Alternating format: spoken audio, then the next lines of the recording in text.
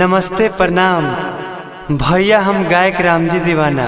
एगो हमार नया चैनल खुलल है जौना के नाम बा DRS फिल्म्स हिट। जौना पर हमार पहला गाना गणेश वंदना चढ़ता। तरवा लोग ये गाना के सुनी, आशीर्वाद दुलार प्यार दी और हमार चैनल DRS फिल्म्स हिट के सब्सक्राइब करी और शेयर करी।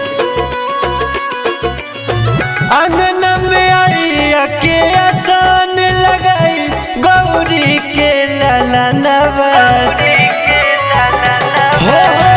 आंगन में आई के आसान लगाई गौरी के ललनवा। सब देवी देवता से पहिले होला राउरे पूजनवा। सब काम से पहिले होला गणपति के पूजनवा। फल फल हरी लेके आइल बनी आके करी ने बनवा। सब देवी देवता से पहिले होला राउरे पूजनवा। सब काम से पहिले करिले गणपति के पूजनवा। पति के पूजनवा, गणपति के पूजनवा। देव रिकॉर्डिंग स्टूडियो मनियारी बाजार। सब काम से पहिले करिले गणपति के पूजनवा।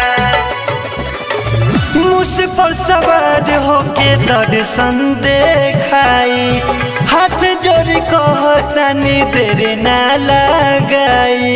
देरी ना लगाई, देरी ना लगाई हो।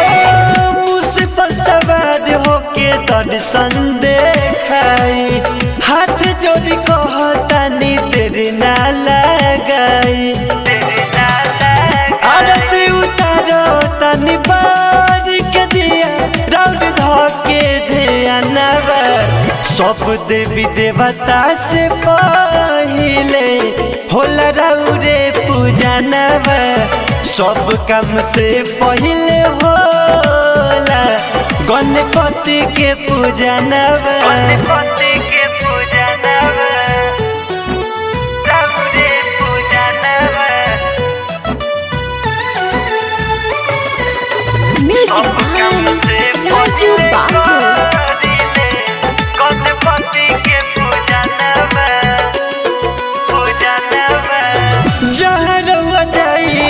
धन बरसेला सिद्ध होला काज सब विघन कटेला। विघन कटेला, विघन कटेला हो। जहाँ रउआ जाई अन्य धन बरसेला सिद्ध होला काज सब विघन कटेला। विघन कटेला के रामजी दीवाना गावे राउरे गानवा। सब देवी देवता से पहिले होला राउरे पूजनवा। सब काम से पहिले होला सुन राउरे पूजनवा।